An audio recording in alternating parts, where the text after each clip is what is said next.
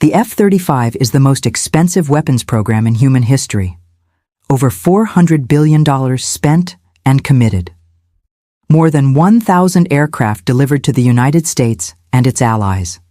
Sold to Israel, Japan, South Korea, Poland, Australia, and a dozen other nations on one core promise, that its stealth, its sensors, and its electronic warfare systems make it survivable against any realistic air defense threat. That promise is now being tested in the real world.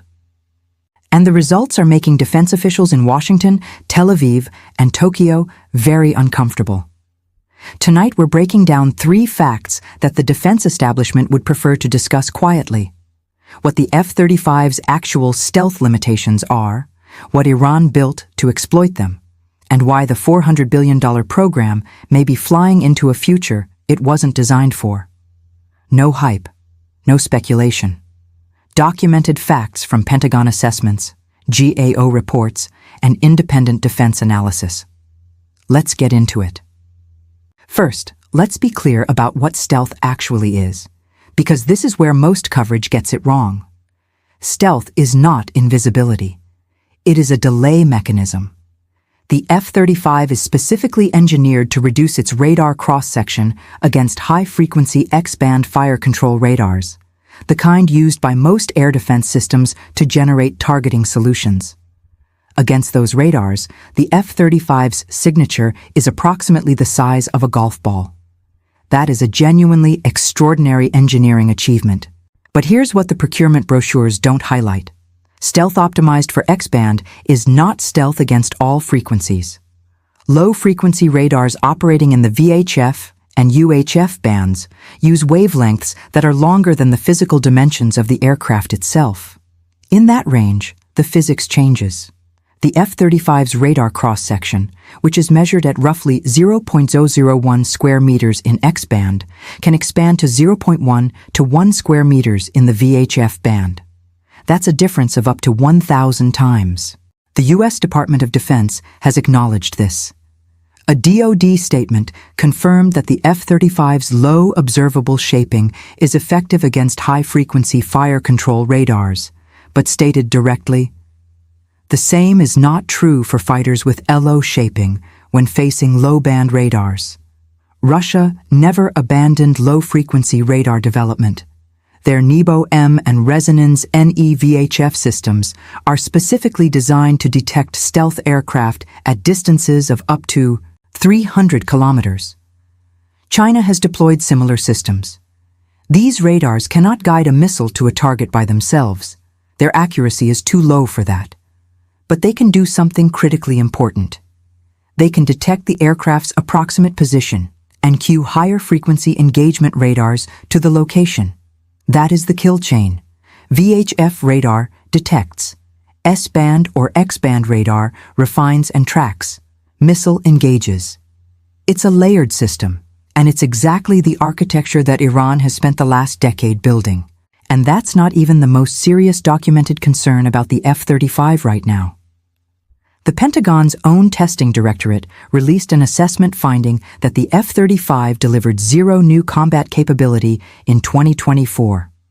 The Technology Refresh 3 upgrade, TR3, is the computing foundation for the entire Block 4 modernization package. It was supposed to significantly expand the aircraft's sensor fusion, electronic warfare capability, and weapons integration. Instead, according to a classified Pentagon Director of Operational Test and Evaluation report, TR3 was found to be predominantly unusable due to software instability, undiscovered defects, and missing features. Of the 9 planned cybersecurity vulnerability assessments, only 3 were completed. The Block 4 upgrade is now 6 years behind schedule and over $6 billion over budget.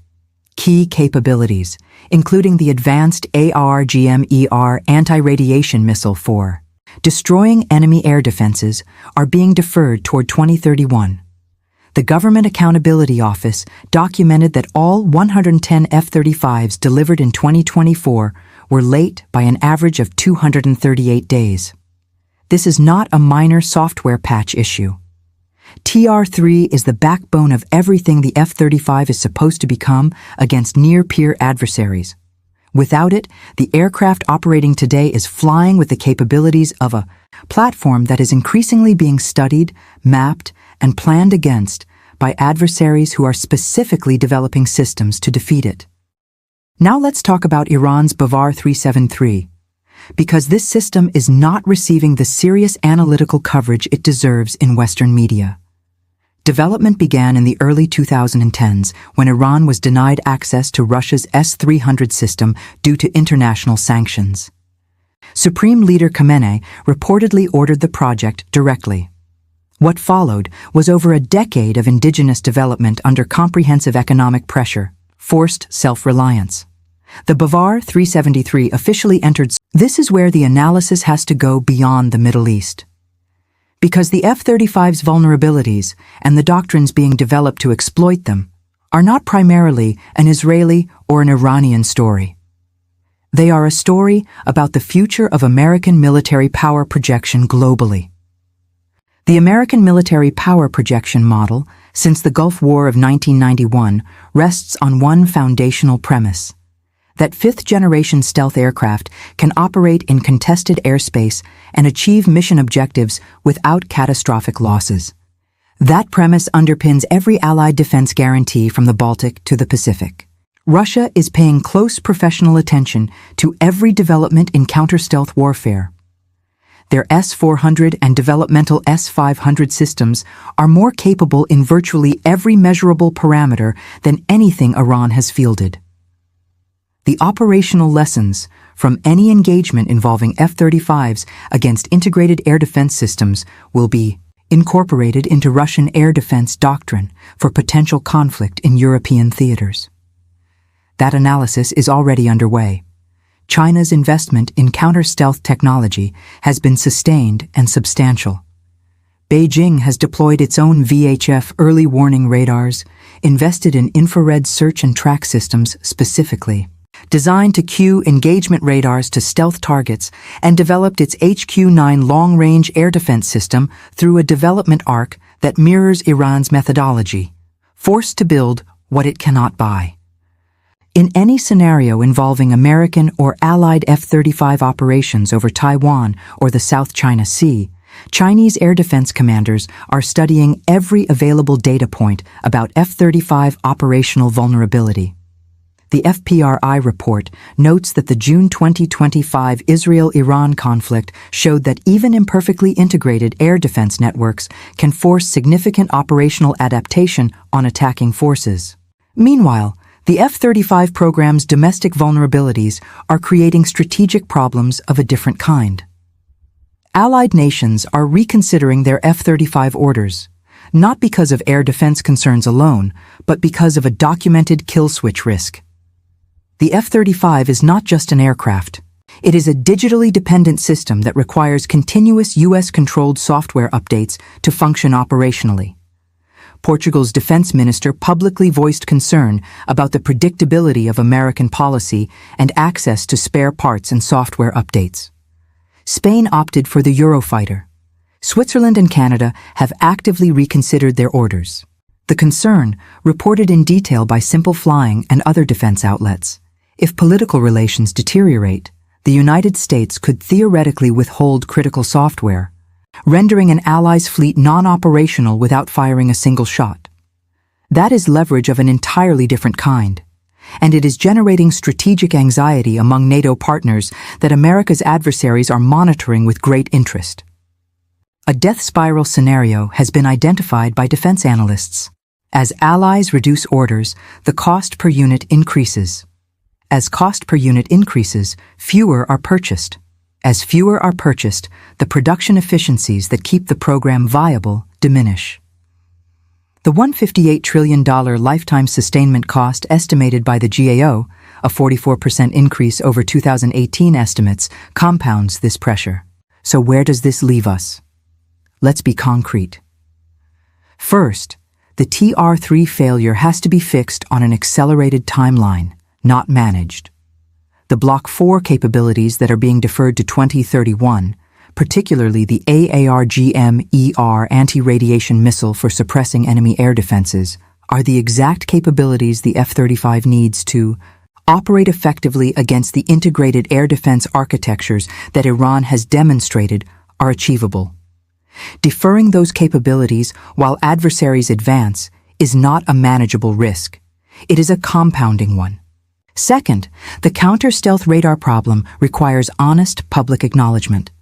The kill chain that converts VHF detection into an engagement, detect at low frequency, refine at higher frequency, engage with an EO active seeker missile, is documented physics, not speculation. Training, tactics, and electronic warfare need to be continuously developed against this specific threat architecture, not against the threat environment of 2005. Third, the Allied confidence problem is real and requires structural solutions, not reassurances. The concern that the United States could withhold software access from Allied F-35 fleets is not irrational. Creating transparent, treaty-based frameworks that govern software and maintenance access, similar to nuclear information sharing arrangements within NATO, is a diplomatic necessity if the program is to remain the backbone of Allied air forces.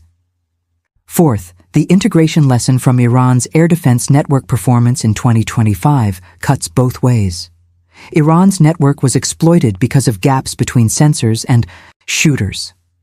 American strike planning will continue to target exactly those gaps, but Iran, Russia, and China are studying those same gaps and investing in solutions. The window during which those integration weaknesses can be reliably exploited is not permanent. The F-35 remains one of the most capable combat aircraft ever built. It is combat-proven. It is genuinely transformative in the missions it can perform. But the premise that fifth-generation stealth provides a permanent, uncontested advantage against any realistic air defense threat is no longer accurate. And the documented facts from Pentagon, assessments, GAO audits, and operational analysis from the June 2025 Israel-Iran conflict make that clear. The question is not whether the F-35 is a capable aircraft. It is. The question is whether the institutions managing it are being honest about where the capability gaps are and moving fast enough to close them. The adversaries studying those gaps are not waiting.